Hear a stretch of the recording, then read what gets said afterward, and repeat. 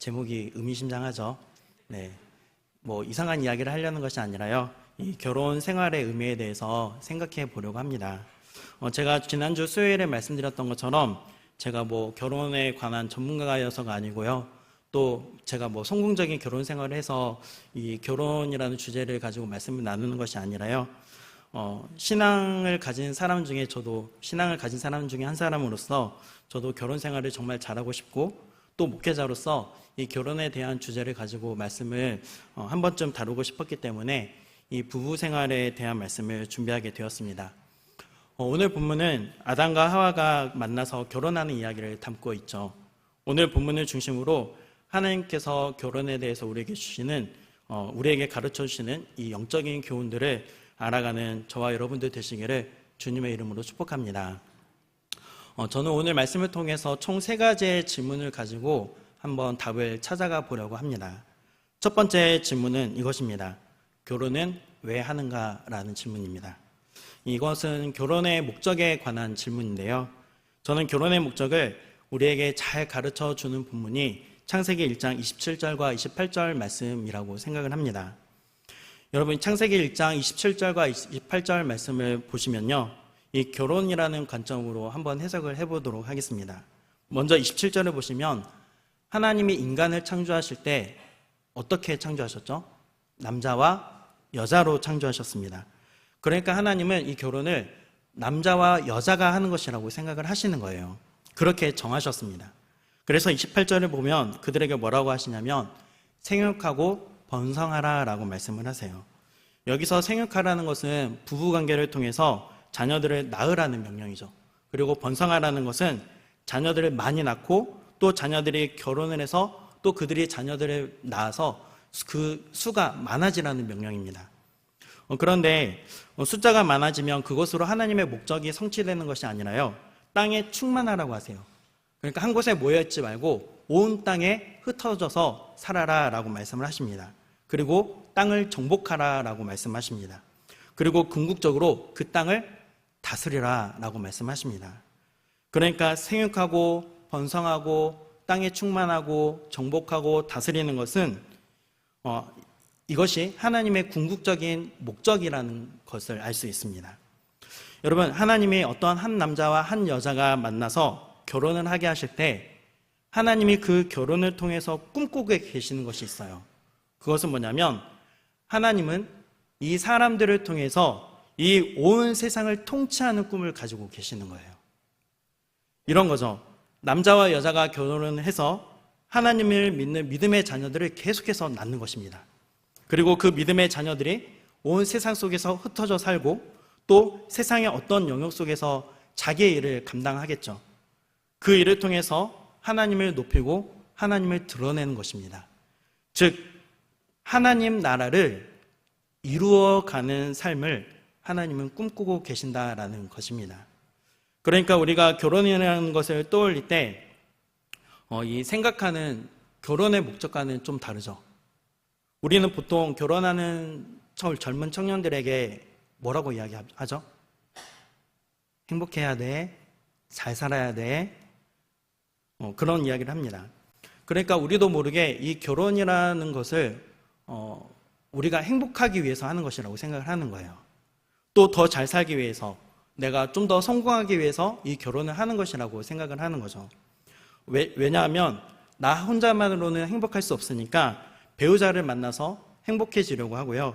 또 나 혼자만으로는 성공할 수 없으니까 뭔가 좋은 이성을 만나서 그 사람과 만나서 내가 성공하겠다라는 것입니다. 그런데 만약 우리 그리스도인들도 그런 목적을 가지고 결혼하는 것뿐이라면요. 이 그리스도인의 결혼과 세상 사람들의 결혼에는 어떤 차이점이 있을까요? 여러분, 하나님은요. 창세기 1장 27절, 28절 말씀을 통해서 모든 사람의 결혼에는 사명이 있다라고 말씀을 하십니다. 이 결혼을 통해서 믿음의 자녀들이 세상 곳곳에서 하나님을 높이고 하나님을 드러내는 하나님 나라를 이루어가는 그 꿈을 하나님이 우리를 향해서 꾸고 계신다라는 거예요. 그것이 바로 이 결혼의 의미인 것입니다. 그러니까 결혼과 하나님 나라를 비교하면 뭐가 더 중요하죠? 하나님 나라가 더 중요하잖아요. 이 하나님 나라를 위해서 이 결혼이라는 것이 존재한다라는 거예요. 여러분, 이런 면에서 본다면 하나님, 저는 하나님 나라를 위해서 결혼하겠습니다, 이렇게 결단하는 사람도 있겠죠. 하지만 하나님 나라가 정말로 결혼보다 더 크고 중요한 개념이라면요, 하나님, 저는 하나님 나라를 위해서 결혼하지 않겠습니다 라는 것도 가능할까요?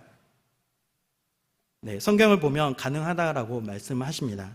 예수님이 이런 말씀을 하세요. 마태복음 19장 12절 말씀을 한번 같이 함께 읽겠습니다.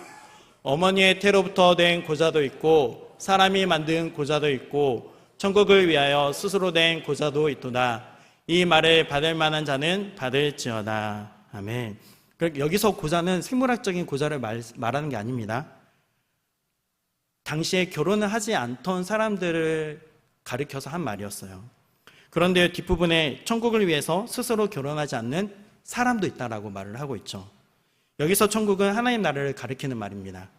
하나님 나라를 위해서 헌신한 사람들 중에 나는 이 헌신이 너무나 중요하기 때문에 나는 결혼하지 않겠다라고 말하는 사람도 있다라는 거죠. 여러분, 요즘에는 결혼을 하지 못하면 결혼하지 못했네? 라고 말을 하지 않습니다.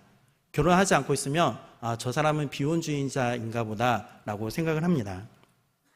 그러니까 나는 하나님 나라를 위해서 비혼을 선택하겠다, 이런 그리스도인들도 있다고 예수님이 지금 말씀하고 계시는 거죠. 그래서 받을 만한 자는 받으라 라고 말씀을 하시는 것입니다. 여러분, 그런데 생각해보면 예수님은 결혼하셨습니까? 안 하셨습니까? 안 하셨잖아요. 그리고 바울도 결혼하지 않았습니다. 바울은 결혼을 했다가 선교를 위해서 헤어졌다라는 그런 설도 있지만 저는 처음부터 바울이 결혼하지 않았다라고 생각합니다. 왜냐하면 고린도전서 7장 32절과 33절 말씀을 보시면요, 바울이 왜 자신이 결혼하지 않았는지를 설명하고 있어요. 32절 말씀 보시면 주의 일을 염려하여 어떻게 기쁘시게 할까를 생각한대요. 자, 그런데 33절, 만약 장가를 가게 된다면 주의 일을 염려하는 것뿐만 아니라 세상 일도 염려한대요.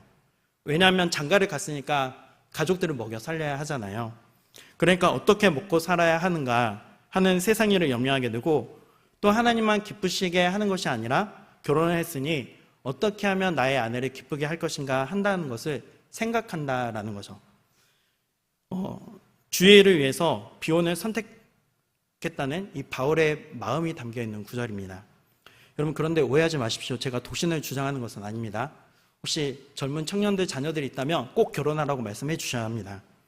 저는 청년들이 배우자를 놓고 정말 하나님께 간절히 간구하기를 바라고요, 또 동성이 아니라 좋은 이성을 만나서 가정을 꾸리기를 바라는 사람 중에 한 사람입니다.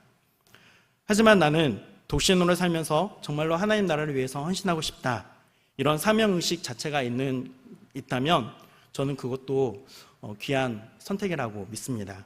중요한 것은 이것입니다. 그리스도인의 결혼은 세상 사람들의 결혼과는 달라야 한다는 거예요. 우리의 결혼 생활 안에 하나님이 우리에게 맡기신 사명이 있다라는 것을 꼭 기억하는 저와 여러분이 되시기를 주님의 이름으로 축복합니다. 두 번째 질문은 이것입니다. 결혼에 있어서 결혼 생활의 기초는 무엇인가? 라는 질문입니다. 창세기 2장 18절부터 말씀을 보시면요, 하나님은 아담이 혼자 사는 것을 좋지 않게 여기시고 내가 그를 위해서 돕는 배필을 짓겠다라고 말씀을 하십니다. 그래서 19절, 아담에게 들짐승과 각종 새들을 맡기시고 이름을 지어보라고 하죠. 그런데 아담이 그렇게 하다 보니까 모든 생물들에는 다 암수 짝이 있는데 자기만 짝이 없는 거예요. 그래서 20절을 보면 아담이 돕는 배필이 없으므로 자기에게도 짝이 있었으면 좋겠다라는 생각을 합니다. 그러자 21절, 하나님이 아담을 깊게 잠들게 하시고 갈빗대 하나를 취해서 22절, 아담아 너의 갈비뼈로 너의 짝을 만들었다, 하나님께서 그렇게 말씀을 해주신 것 같습니다. 왜냐하면 그 다음 23절 말씀을 보시면 아담이 하와를 보고 이는 내 뼈 중에 뼈요 살 중에 살이라 라고 고백을 하잖아요. 이렇게 사랑 고백을 하고 아담과 하와가 결혼을 하는 것입니다.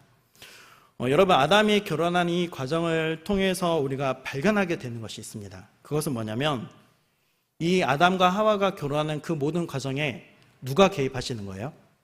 하나님이 개입하고 계십니다. 개입하시는 것 정도가 아니라 하나님이 주도해 가고 계세요.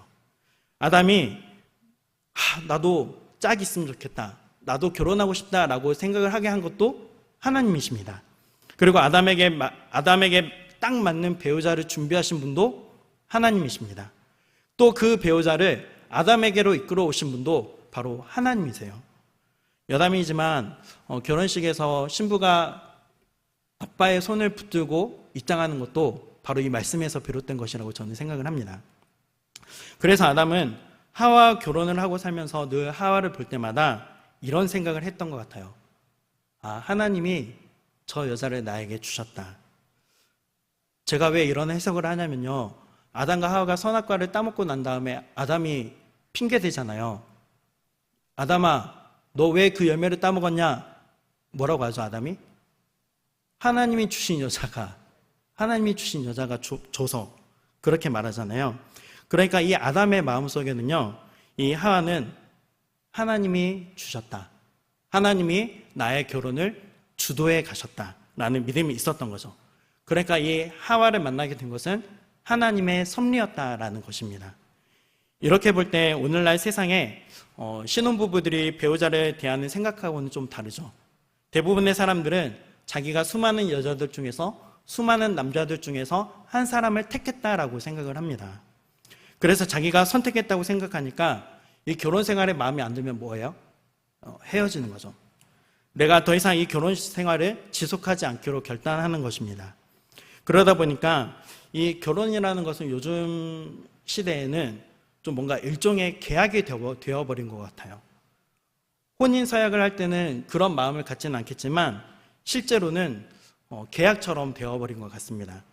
어떤 조건이 맞아서 함께 결혼을 했는데 그 조건이 달라지면 얼마든지 깨뜨려 버릴 수 있는 것이 오늘 현 시대의 결혼이 되어버린 것 같습니다. 그런데 성경은 오늘 본문을 통해서 이렇게 이야기를 하는 거죠. 결혼은 계약이 아니라 하나님이 주신 언약이라는 것입니다. 하나님께서 짝지어 주셨다라는 거예요. 그래서 예수님은 마태복음 19장 6절에서 이렇게 말씀을 하시는데요, 함께 읽어보겠습니다. 그런즉 이제 둘이 아니요 한 몸이니 그러므로 하나님이 짝지어 주신 것을 사람이 나누지 못할지니라 하시니. 아멘. 나누지 못한대요. 왜요? 하나님이 짝지어 주셨으니까요. 나의 모든 것을 다 아시는 하나님이 나에게 가장 선한 것을 허락하셨다는 것을 믿는다면 함부로 갈라서지 말라는 것이 바로 하나님의 명령입니다. 그러니까 결혼의 기초는 뭐예요? 계약이 아니라 언약입니다. 여러분, 그런데요, 이 말씀을 우리가 잘못 사용하지 않아야 합니다. 여러 가지 사정 때문에 이혼을 하게 되시는 분들도 계시거든요. 만약 이혼하시는 분들이 있는데 그분들을 향해서 이 말씀을 가지고 정죄하면 될까요? 안 되겠죠. 당신은 왜 이 말씀대로 순종하지 못했느냐라고 공격을 하시면 절대 안 되십니다. 그렇다고 제가 이혼을 자유롭게 해도 된다라고 말씀을 드리는 것은 아닙니다. 다만 이혼한 분들을 향해서 뭔가 굉장한 하나님의 말씀을 어긴 것처럼, 또 세상에 굉장히 커다란 피해를 입힌 것처럼 정죄해서는 안 된다라는 것입니다.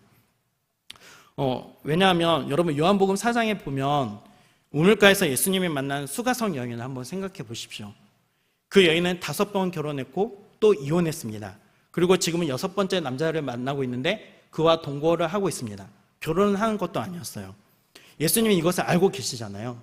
그리고 예수님이 그 여인을 볼 때 뭔가 큰 죄를 지은 것처럼, 정말 이 세상에 큰 해를 끼친 것처럼 뭔가 벌레 보듯이 보셨을까요? 결코 그러지 않으셨습니다. 예수님의 성품을 생각해 보면 결코 그렇지 않았다라는 거죠. 야, 너 어떻게 5번이나 결혼하고 5번이나 이혼할 수 있어? 또 어떻게 지금 또 결혼하지도 않고 동거하면서 살아갈 수 있어? 라고 정죄하지 않으셨습니다. 오히려 예수님은 그 여인 안에 있는 영적인 목마름을 보고 계셨습니다. 예수님을 믿을 때만 채워질 그 영적인 갈증을 예수님은 보고 계셨던 거죠. 예수님은 그래서 그것을 해결해 주고 싶으셨습니다. 마음속에서 솟아나는 샘물이, 영적인 샘물이 터지도록 만들어주고 싶으셨던 거예요. 사람들의 낯을 피해서 한낮에 물을 기르러 온 그 불쌍한 한 여인을 주님은 품어주셨고요. 그 여인은 주님이 자기 자신을 얼마나 귀하게 여기시고 얼마나 많이 사랑하시는지를 깨닫게 되었습니다. 그렇기 때문에 그녀는 물동이를 내던지고 마을로 돌아가 사람들에게 예수님에 대한 소식을 전하기 시작한 것이죠. 사랑하는 여러분, 저는 목회자이기 때문에 누군가 이혼하겠다라고 말씀하신다면 적극적으로 뜯어 말릴 것입니다. 아니, 어떻게 하나님께서 짝지어주신 것을 갈라설 수 있겠습니까? 이렇게 도울 것입니다. 하지만 결국 이혼을 선택하신 분들을 향해서 저는 결코 정죄하지 않을 것입니다. 이혼 때문에 겪게 될 아픔을 저는 잘 이해하고 있고, 또 그 다음에는 정말 성숙한 결정을 해서 정말 그리스도인답게 살아가도록 돕는 것이 바로 목회자의 역할이라고 생각하기 때문입니다. 그리고 이것은 또 교회 공동체의 역할이기도 합니다. 이것이 예수님이 닮은 공동체의 모습인 줄 믿습니다. 이런 공동체를 만들어가는 저와 여러분이 되어주시기를 주님의 이름으로 축복합니다. 마지막 질문은 이것입니다. 결혼의 핵심은 무엇인가 하는 것인데요. 바로 결혼의 본질은 무엇인가 라는 것입니다. 오늘 본문 창세기 2장 24절 말씀을 보면 알 수 있는데요. 우리 다시 한 번 더 함께 읽어볼까요? 이러므로 남자가 부모를 떠나 그의 아내와 합하여 둘이 한 몸을 이룰지로다. 아멘. 한마디로 말하면 결혼을 한다는 것은 배우자와 연합하는 것입니다. 여러분, 결혼의 본질은요, 바로 연합입니다. 이 연합이라는 말이 무슨 말이냐면요, 물리적으로 두 사람의 육체가 한 몸을 이루는 것, 그 결합만을 의미하는 것이 아닙니다. 부부가 된다는 것, 부부가 연합한다는 것은요, 세상에서 가장 가까운 사람이 되는 이 나의 배우자가 나에게 이 세상에서 가장 소중한 사람이 된다는 것을 말합니다. 심지어 누구보다 더 중요하고 소중한 사람이 되어야 하냐면요, 부모보다, 자식보다 더 중요한 사람이 되어야 합니다. 여러분, 부모님과 자녀를 무시하라는 말씀이 아닙니다. 부부가 된다는 것은 이 사람은 나에게 그 누구보다 가장 가까운 사람이 된다는 것입니다. 그래서 부모를 떠나버리고 버리라는 말은 아니고요. 또 그런 의미가 아니라 부모로부터 독립해야 한다라는 의미입니다. 결혼 전에는 부모님의 말씀에 순종해야 하겠죠. 그런데 결혼하고 나면 부모님의 말씀은 나에게 해주는 조언이 되어야 한다는 거예요. 부모님이 이렇게 해라, 이렇게 하면 좋겠다라고 말씀하시면 네, 알겠습니다 라고 대답은 해야겠죠. 하지만 그 다음에 어떻게 이야기하면 좋을까요? 네, 알겠습니다. 하지만 가서 저의 아내와 저의 남편과 함께 잘 의논해서 결정하겠습니다 라고 이야기를 해야 된다라는 거예요. 이것이 바로 부모를 떠나 부부가 연합하는 것입니다. 부모님이 생각하시기에는 섭섭할 수 있겠죠. 결혼 전에도 내 말 안 들었는데 결혼해서도 내 말 안 듣네? 네. 하지만 결혼했기 때문에 나에게 가장 소중한 사람은 내 아내이고 나의 남편이어야 한다는 거예요. 이것이 연합의 원리입니다. 여러분, 이렇게 되려면 부부가 어떻게 되어야 할까요?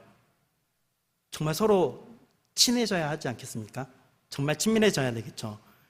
그러면 어떻게 하면 그렇게 완전히 가까워지고 친해질 수 있을까요?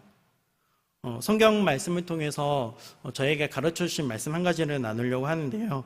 창세기 2장 16절부터 18절까지의 말씀입니다. 평소 우리가 읽었던 관점 말고 이 결혼이라는 관점을 두고 이 말씀을 한번 생각해 보도록 하겠습니다. 16절, 하나님은 아담에게 모든 동산 나무의 모든 열매를 자유롭게 먹되, 17절, 선악을 알게 하는 나무의 열매는 따먹지 말라고 말씀하십니다. 이 말씀의 의미를 우리는 너무나 잘 알고 있죠. 우리의 삶 가운데 무엇이 선이고 악인지는 우리가 결정하는 것이 아니라 누가 결정한다는 거죠? 하나님이 결정하시는 것입니다. 그러니까 우리는 하나님의 말씀대로 순종하기만 하면 되는 거예요.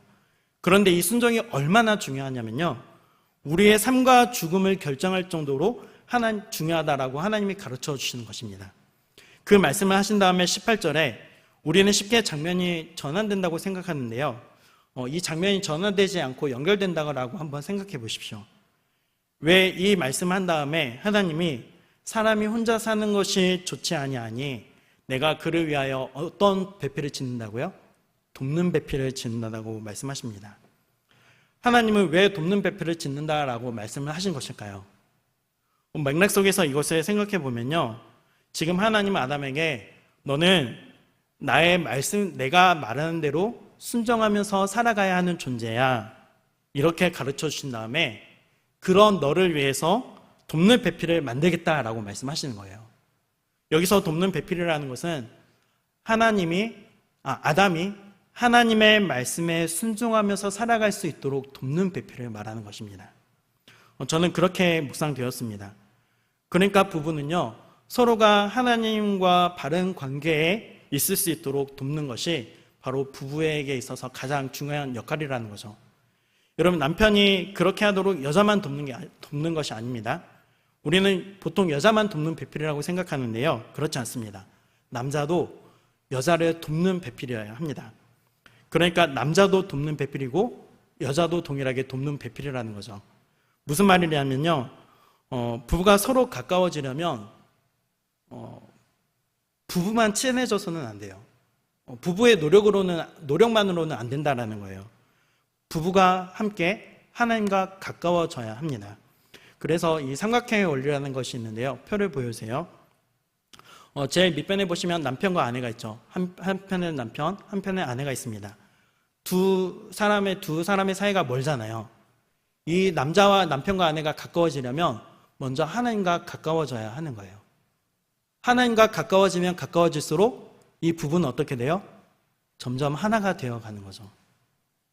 하나님과 가까워지면 둘 사이의 먼 거리도 자연스럽게 가까워져 간다는 것입니다.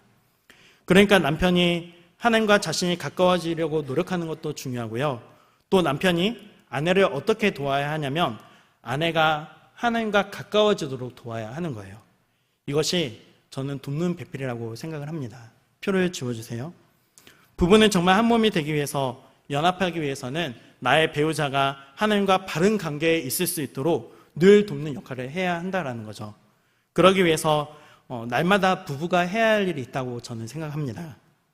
저는 우리 영광교회 공동체에 있어서 정말 중요한 한 부분이라고 생각을 하는데요. 그것은 뭐냐면 부부가 서로 영적인 대화를 나눌 수 있어야 한다는 거예요. 이것은 하나님과 관련된 이야기를 하는 거죠. 말씀을 읽고 그 말씀에서 받은 은혜를 나누고 또 이렇게 주일에 함께 담임 목사님의 설교를 듣잖아요. 그럼 그 목사님의 설교를 듣고 그냥 잊어버리는 것이 아니라, 그냥 거기서 끝내는 것이 아니라, 그냥 나 개인만의 결단으로 끝내는 것이 아니라, 오늘 우리 담임 목사님의 말씀은 어땠어? 나는 이 목사님의 말씀을 통해서 이런 것들을 깨달았어. 그런 것들을 함께 이야기를 나눠야 한다는 거죠. 그렇게 하나님께서 주신 깨달음과 도전에 대해서 생각을 나누고 함께 찬양을 부르면서 찬양의 은혜를 나누고 함께 하나님께서 주신 그 기도의 마음들을 함께 나누어야 한다는 것입니다. 저는 잘하고 있을까요? 네, 매주는 아니고요. 그래도 참 목사님의 말씀에서 은혜 받은 것들을 아내랑 나누려고 많이 노력하고 있습니다. 여러분, 이렇게 부부가 함께 영적으로 가까워져야 하나님과도 가까워질 수 있고 참된 연합으로 나아갈 수 있는 것 아니겠습니까? 그러려면 우리 남자들은요, 무엇을 만들어야 하냐면 아내와 수직 관계가 아니라 수평 관계를 만드셔야 합니다. 정말로 중요합니다. 수평 관계를 만드셔야 돼요. 우리 한국은 너무나 유교적인 문화가 강해서 남자가 우위에 있고 여자는 일방적으로 말을 들어야만 하는, 그래서 대화라는 게 쉽지 않은 그런 문화가 있는 것이 사실입니다. 그 문화를 우리가 깨뜨려 가야 하고요. 그래서 아내를 정말로 나를 돕는 배필, 영적인 대화를 나누는 파트너로 만들어갈 수 있기를, 꼭 그렇게 훈련될 수 있기를 간절히 바랍니다. 네, 그래서 정말로 하나님이 기뻐하시는 건강한 가정 문화를 우리 영광교회 공동체가 먼저 만들어갈 수 있기를 주님의 이름으로 축복합니다. 네, 오늘 말씀을 다시 한 번 더 정리해 보도록 하겠습니다. 표를 보여주세요. 네, 첫 번째 질문, 결혼을 왜 하느냐? 하나님이 모든 사람들을 통해서 온 세상을 통치하시는 꿈을 가지고 계시기 때문입니다. 그러니까 하나님을 믿는 우리를 통해서 하나님 나라를 이루어 가시는 꿈을 꾸고 계시기 때문입니다. 그러므로 우리는 성공하기 위해서 더 잘 살기 위해서 결혼을 하는 것이 아니라 하나님 나라를 이루어가는 사명을 가지고 결혼을 하는 것입니다. 두 번째 질문, 결혼에 있어서 가장 기초에 해당하는 것은 무엇인가? 남자와 여자가 만나서 가정을 이루는 것은 하나님의 섭리 가운데 이루어진다는 것이죠. 그렇기 때문에 우리의 결혼의 기초는 계약이 아니라 언약이라는 것을 기억해야 합니다. 마지막 세 번째 질문, 결혼의 본질은 무엇인가? 연합입니다. 부부가 된다는 것은 세상에서 가장 가까운 사람이 되는 것입니다. 나의 아내가, 나의 남편이 나에게 있어서 이 세상 그 누구보다 가장 소중한 존재이고 가장 가까운 사람이 되어야 한다는 것입니다. 오늘은 이 세 가지 질문에 대해서 답을 해보았습니다. 그런데 정말로 중요한 것은 이 세 가지를 이루어 가려면 우리는 하나님의 말씀에 순종해야 합니다. 이 순종하는 삶을 위해서 하나님은 우리에게 배우자를 위해서 돕는 배필이 되라고 말씀을 하십니다. 돕기 위해서는 우리가 하나님과 더 가까워져야 하고요. 그 친밀한 가운데에서 배우자와 함께 영적인 대화를 나누어야 한다는 것을 우리가 기억하면 좋겠습니다. 사랑하는 여러분, 오늘 말씀을 잘 기억하시고 올해 2026년 가정의 날, 정말로 저와 여러분의 가정에 하나님의 뜻이 이루어지는 역사가 일어날 수 있기를 주님의 이름으로 축복합니다.